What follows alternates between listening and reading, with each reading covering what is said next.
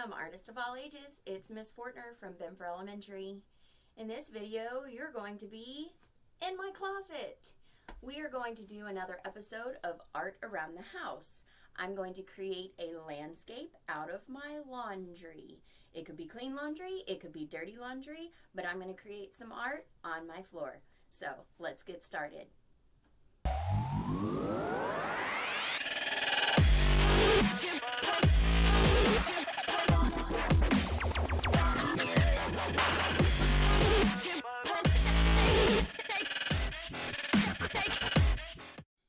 To make your laundry landscapes or portraits, these are the materials you're going to need.